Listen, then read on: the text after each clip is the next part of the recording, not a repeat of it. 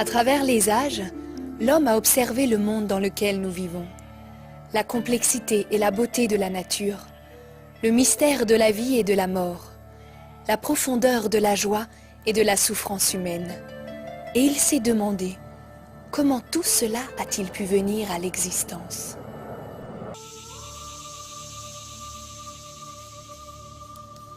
Il y a bien longtemps, cette voix fut entendue et mise par écrit, par plus de 40 personnes venant d'horizons différents et vivant dans l'espace de 1600 ans. Comme les pièces d'un divin puzzle, ces récits furent soigneusement préservés de génération en génération. Puis, vint le temps où ces écrits furent rassemblés en un seul livre.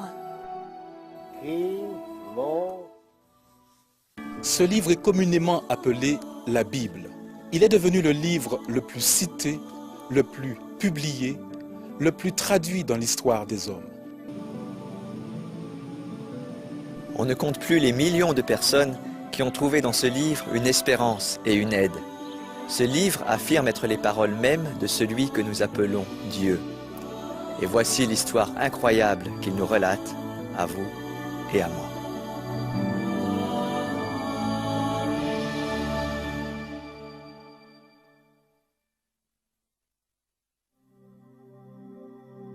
Avant que quoi que ce soit n'existe, avant le temps, ou l'espace, ou la matière physique, il y avait Dieu. Celui qui dépasse tout entendement et que l'on ne peut décrire.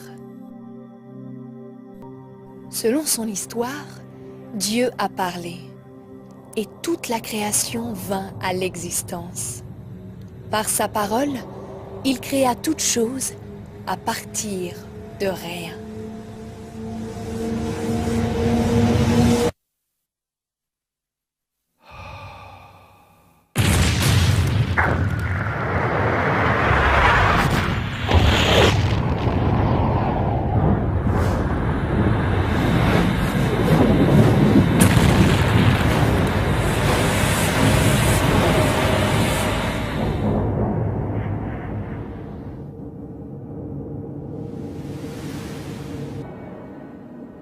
Selon son histoire, Dieu a créé le ciel, la terre et toutes choses vivantes en 6 jours. Et, le 6e jour, après que Dieu eut créé tout cela, il forma le premier homme de la poussière de la terre. Puis, il souffla en lui la vie. Et l'homme devint un être vivant. Dieu l'appela Adam.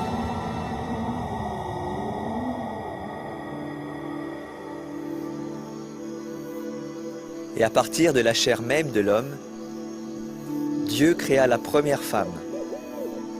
Adam l'appela Ève.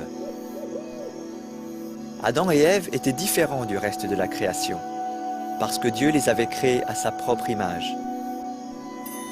Il ne les créa pas pour être des dieux, mais tout comme la lune reflète la lumière du soleil, Adam et Ève furent créés pour refléter la lumière de Dieu.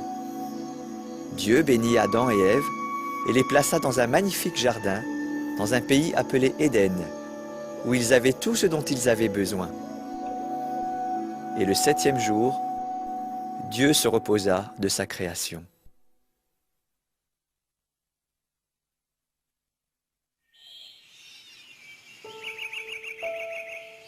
Dans le jardin d'Éden se trouvaient toutes sortes d'arbres, agréables à voir et bons à manger. Il y avait au milieu du jardin 2 arbres. L'un était l'arbre de la vie et l'autre l'arbre de la connaissance du bien et du mal. Dieu dit à Adam qu'il pouvait manger de tous les arbres du jardin. Mais il ne devait pas manger de l'arbre de la connaissance du bien et du mal, parce que le jour où il en mangerait, il mourrait. Il fut ainsi donné à Adam la liberté de choisir.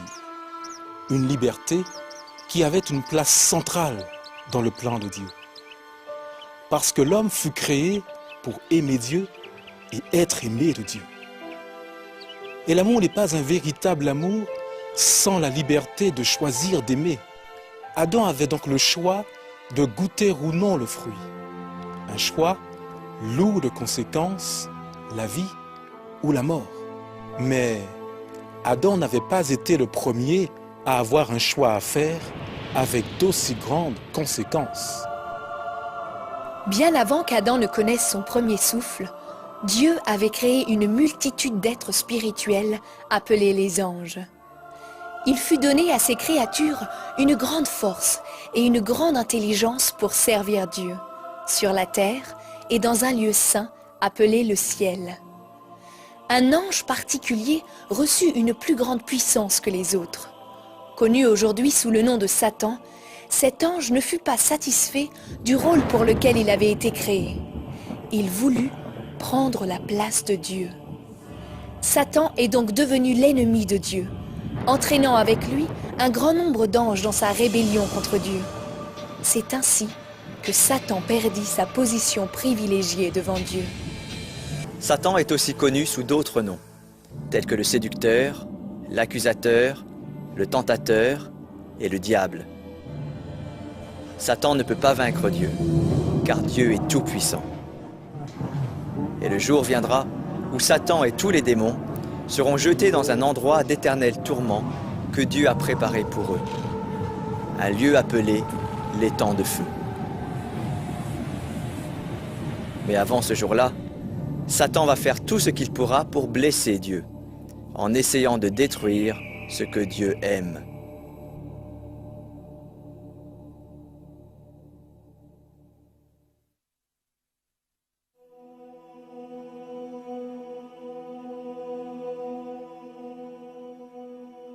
Un jour, Ève se promenait dans le jardin, près de l'arbre de la connaissance. Et Satan lui parla. Elle n'avait pas peur, car la crainte n'était pas encore entrée dans le monde. Satan l'interrogea sur le fruit défendu. Il mit en doute l'avertissement de Dieu ainsi que sa motivation à l'égard de l'homme. Ève écouta et commença à douter de Dieu. Elle examina le fruit et en mangea. Puis, elle donna du fruit à Adam, qui en mangea. Immédiatement, ils prirent conscience de leur nudité et en eurent honte. Quelque chose de terrible s'était produit. Quelque chose avait changé. Le mal présent dans Satan était comme une maladie infectieuse.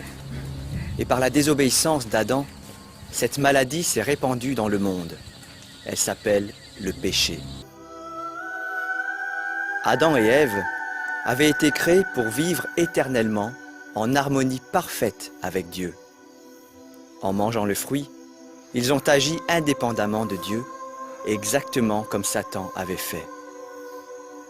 À cause de cela, ils connurent la mort, et à travers Adam, le péché fut transmis de génération en génération, infectant toute l'humanité jusqu'à ce jour. Adam et Ève essayèrent de se cacher de Dieu et de se débarrasser de leur honte en se couvrant de feuilles. Mais ce fut sans succès, car leur problème n'était pas extérieur, mais intérieur. Alors, Dieu leur fit des vêtements de peau d'animaux. C'était là un habillement acceptable, mais ce n'était qu'un remède partiel, car il n'ôtait pas le péché. Et de plus, ces habits nécessitaient la mort d'un animal, une chose qu'ils n'avaient encore jamais vue. C'était une vision horrible, une illustration du fait que le péché engendre la mort. Et bien qu'ils ne puissent le comprendre à ce moment, c'était là une image du prix que Dieu aurait à payer pour libérer l'humanité du péché. Dieu chassa Adam et Ève du jardin pour éviter qu'ils ne mangent du fruit de l'arbre de vie et ne vivent éternellement sur la terre. Ils ne pourraient jamais connaître la vie telle qu'elle avait été prévue. Quant à Satan, Dieu prononça sur lui un jugement. Et dans ce jugement, nous découvrons la première promesse de Dieu. Un jour, par un descendant d'Ève, Dieu enverrait un libérateur pour vaincre Satan pour toujours.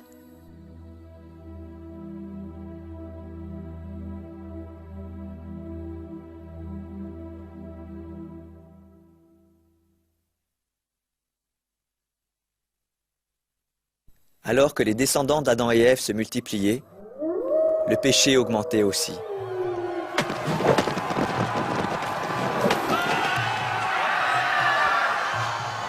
Le mal se répandit sur la terre entière, et Dieu en fut affligé. Mais il y avait un homme du nom de Noé qui était fidèle à Dieu. Et Dieu donna à Noé des instructions détaillées pour construire un immense bateau appelé Arche.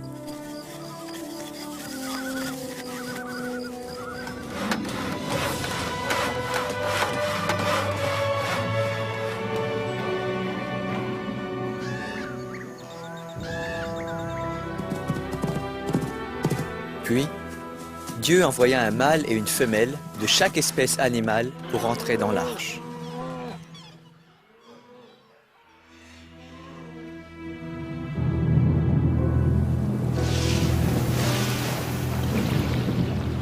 Et après que Noé et sa famille furent aussi entrés dans l'arche, Dieu en ferma la porte.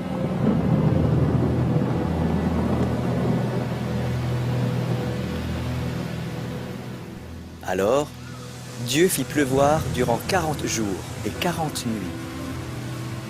La terre fut inondée et tout ce qui y vivait fut détruit.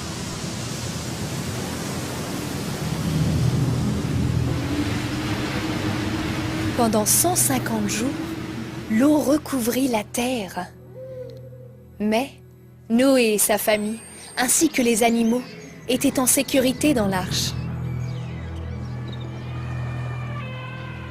Lorsque finalement l'eau se retira, l'arche fut déposée sur une montagne et les animaux se dispersèrent. Et c'est ainsi que Noé et sa famille échappèrent au jugement de Dieu sur le mal dans le monde. Non qu'ils n'aient jamais péché, mais parce qu'ils crurent Dieu. Et Dieu bénit Noé et ses fils, et il leur dit d'être féconds, de se multiplier et de remplir la terre.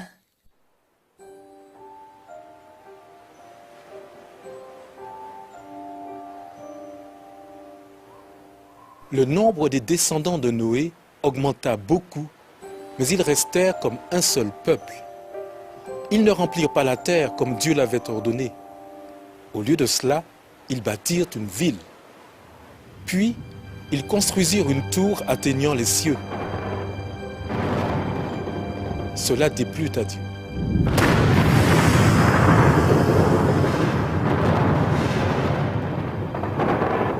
Alors, Dieu mit la confusion dans leur langage. Immédiatement, il y eut au moins 70 groupes de personnes qui ne pouvaient plus parler les uns aux autres. Puis, Dieu dispersa ces groupes sur toute la terre. Et cela fut le commencement des langues et des nations de notre monde.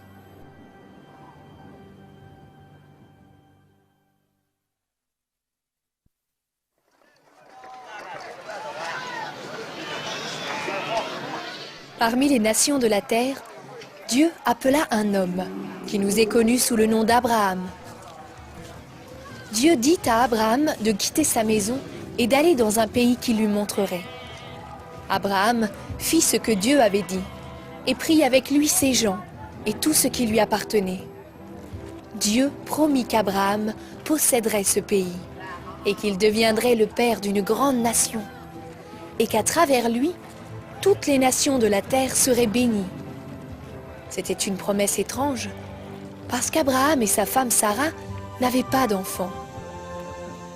Mais Abraham obéit à Dieu malgré tout et conduisit ses gens dans le pays de Canaan.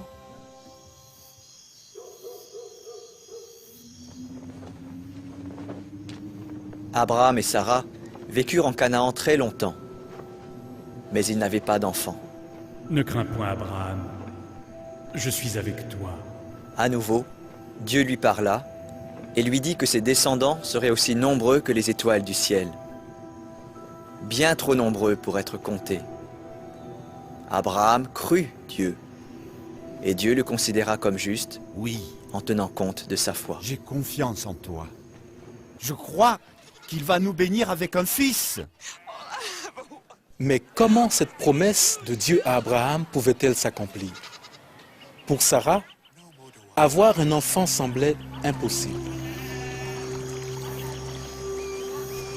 Plutôt que de s'attendre à Dieu et à son temps, Sarah donna sa servante Agar à Abraham, et Agar donna naissance à un enfant nommé Ismaël. Je l'appelle Ismaël.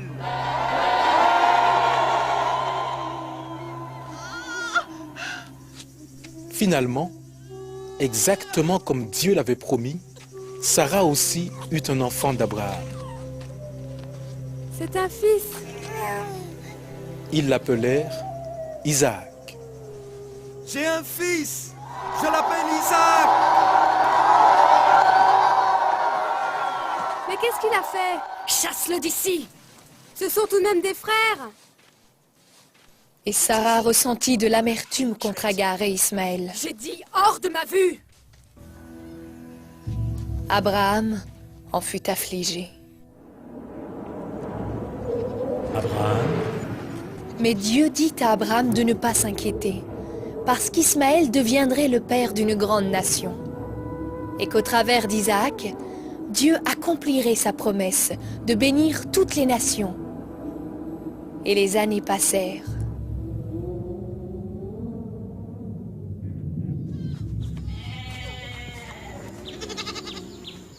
à cette époque, ceux qui avaient mis leur confiance en Dieu avaient la coutume de sacrifier un animal comme acte d'adoration.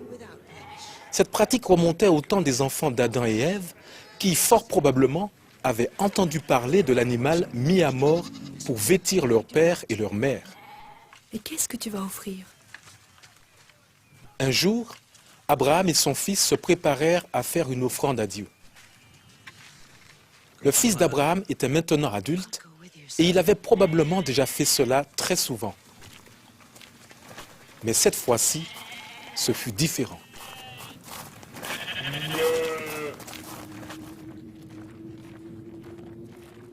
La veille, Dieu avait parlé à Abraham en lui disant de prendre son fils et de le lui offrir en sacrifice. Abraham avait l'habitude d'obéir à Dieu. Mais que pensait-il à ce moment-là? Quels furent ses sentiments? Ils avaient le bois et le couteau. Mais où est l'agneau pour le sacrifice? Demanda son fils. Abraham dit, Dieu pourvoira lui-même à l'agneau pour le sacrifice. Dieu pourvoira lui-même à l'agneau. Et tous deux allèrent à l'endroit prévu. Là, ils préparèrent l'autel et arrangèrent le bois. Dieu n'avait pas encore pourvu à une autre offrande. Alors, Oui, Père. Abraham lia son fils sur l'autel. Il n'y avait toujours rien d'autre pour le sacrifice. Donc, Abraham leva son couteau pour tuer son fils. Mais une voix se fit entendre du ciel, disant « N'avance pas la main sur le jeune homme !» Et là, dans les buissons, il y avait un bélier retenu par les cornes. C'est ainsi que Dieu pourvut à l'offrande à la place du fils d'Abraham. Il y a là une image de l'offrande à laquelle Dieu pourvoirait un jour pour le péché de l'humanité.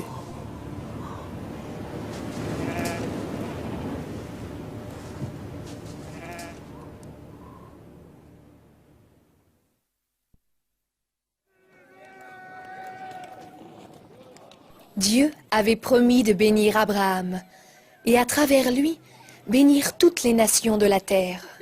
Dieu fit la même promesse au fils d'Abraham, Isaac, et au fils d'Isaac, Jacob. Après de nombreuses années, Jacob eut 12 fils, mais il y en avait un, du nom de Joseph, qu'il aimait beaucoup. Et les frères de Joseph étaient jaloux de lui. On doit supporter ça. Arrêtez, ne faites pas ça! Ils l'attrapèrent et le jetèrent dans une citerne. Puis, ils vendirent Joseph à des marchands qui étaient en route vers un pays appelé l'Égypte. Les frères trempèrent les habits de Joseph dans du sang et racontèrent à leur père que Joseph avait été dévoré par une bête sauvage.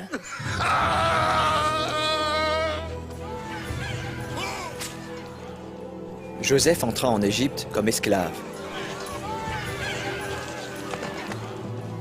Mais en Égypte, Dieu plaça Joseph au service de gens puissants. Après quelque temps, Joseph fut appelé à comparaître devant le souverain d'Égypte, qu'on appelait le Pharaon. Il fut demandé à Joseph d'interpréter un songe. Dieu donna à Joseph l'interprétation correcte concernant une grande famine qui allait venir sur toute la terre. Le Pharaon fut très content de Joseph et lui donna le commandement de tout le pays d'Égypte. Désormais, prosternez-vous devant lui. Lorsque la famine s'étendit sur la terre, la famille de Joseph souffrit beaucoup dans le pays de Canaan. Mais en Égypte, Joseph avait rempli les entrepôts. Et bien que Joseph ait été trahi par ses frères, il gardait toujours un amour profond pour sa famille.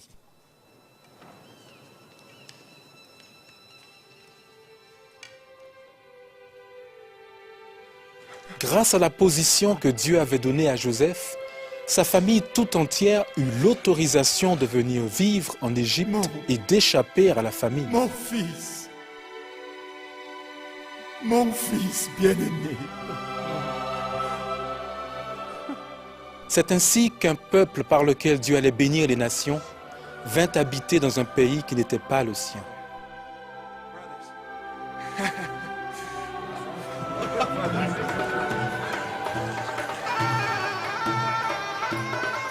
350 ans plus tard, les descendants d'Abraham, d'Isaac et de Jacob demeuraient toujours en Égypte. Leur nombre s'était considérablement accru et ils étaient connus comme le peuple hébreu. Un nouveau pharaon régnait qui craignit que le peuple hébreu ne devienne trop nombreux. Il le réduisit donc en esclavage, mais les Hébreux continuèrent à augmenter en nombre. Alors, il ordonna de mettre à mort tous les fils qui naîtraient dans les familles des Hébreux. Faites-le. Parmi les Hébreux, une mère qui faisait confiance à Dieu plaça son bébé dans une corbeille de jonc et le mit à flotter sur une rivière où la fille du Pharaon se baignait.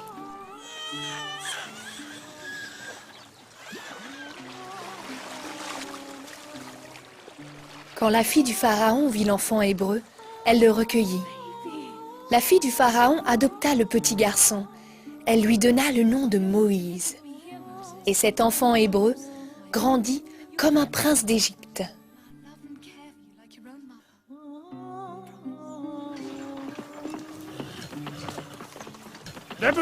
Lorsque Moïse fut devenu un homme, il vit un Égyptien maltraiter un Hébreu. Alors, il tua l'Égyptien. Craignant d'être puni par le Pharaon, Moïse s'enfuit au désert et il y vécut comme berger pendant 40 ans. Puis un jour, Dieu apparut à Moïse dans un feu au milieu d'un buisson. Pourtant, le buisson ne se consumait pas. Et de ce buisson, Dieu parla à Moïse. Moïse, je suis là. Dieu dit à Moïse de retourner vers son peuple et de le conduire hors d'Égypte. Dieu lui promit d'être avec lui. Moïse eut peur, mais il obéit à Dieu.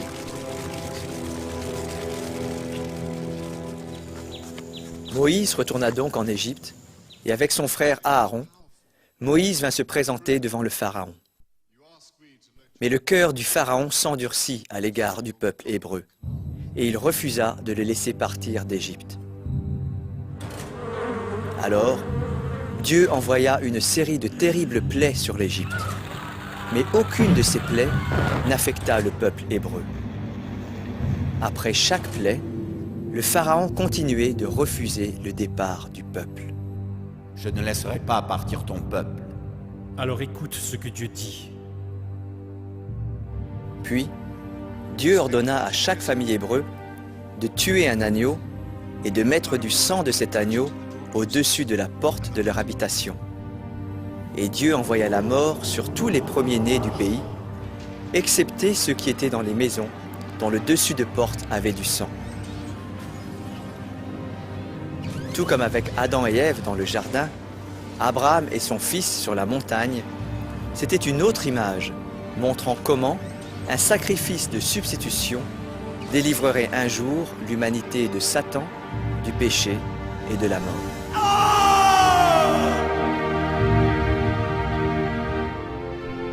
Alors qu'il part!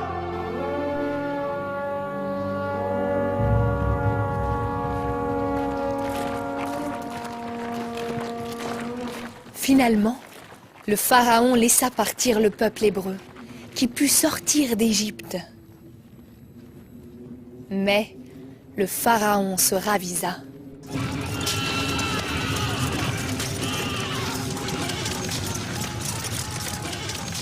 À la tête de son armée, il poursuivit le peuple hébreu jusqu'au bord de la mer.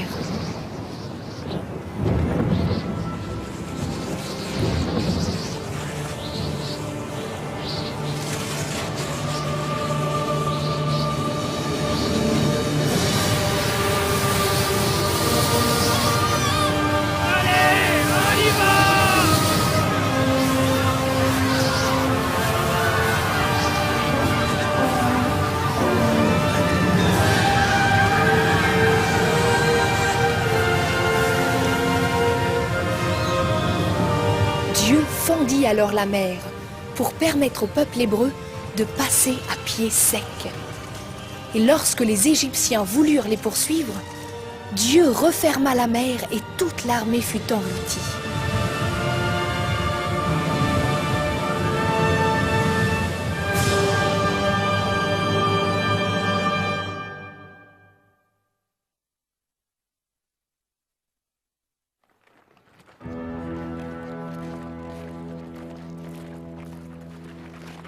Depuis l'Égypte, Dieu conduisit le peuple hébreu vers une montagne dans le désert appelée Sinaï.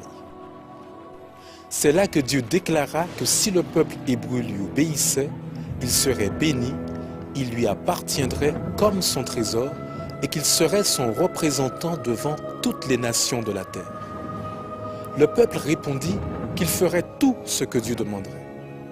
C'est ainsi qu'au milieu des éclairs et du tonnerre, de la fumée et du feu, Dieu descendit sur la montagne et Moïse monta sur la montagne pour rencontrer Dieu.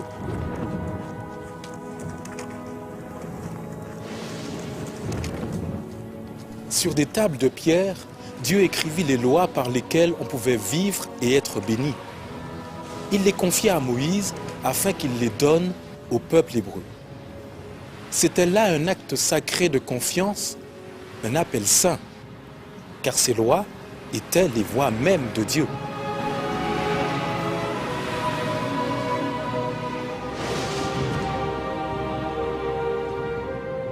Mais Dieu savait bien qu'à cause du péché qui avait infecté l'humanité, le peuple serait incapable d'observer ces lois.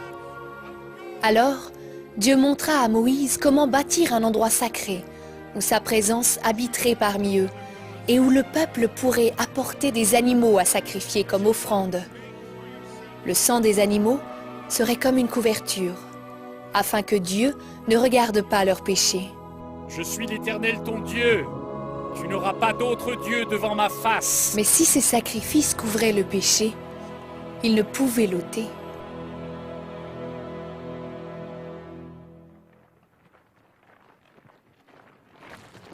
Avec le temps, les Hébreux peuplèrent le pays de Canaan que Dieu avait promis à leur père. Au fil des ans, ils développèrent un sens très fort de leur identité avec de nombreuses traditions. Dans la principale ville de leur pays, Jérusalem, ils construisirent un lieu sacré appelé le Temple.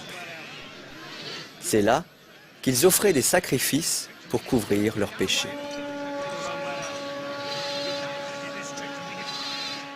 Pendant plus de 1000 ans, les Hébreux essayèrent de vivre comme Dieu le leur avait ordonné. Mais à de nombreuses reprises, ils s'écartèrent de Dieu, allant jusqu'à suivre de faux dieux. Lorsqu'ils ne revenaient pas à Dieu, Dieu les reprenait, souvent en leur envoyant une nation étrangère qui envahissait leur pays et les dominait. Les Hébreux reconnaissaient alors leur infidélité et criaient à Dieu pour qu'il les délivre. Alors, Dieu suscitait un chef pour délivrer le peuple de ses oppresseurs. Et le peuple renouvelait son engagement à vivre selon les lois de Dieu.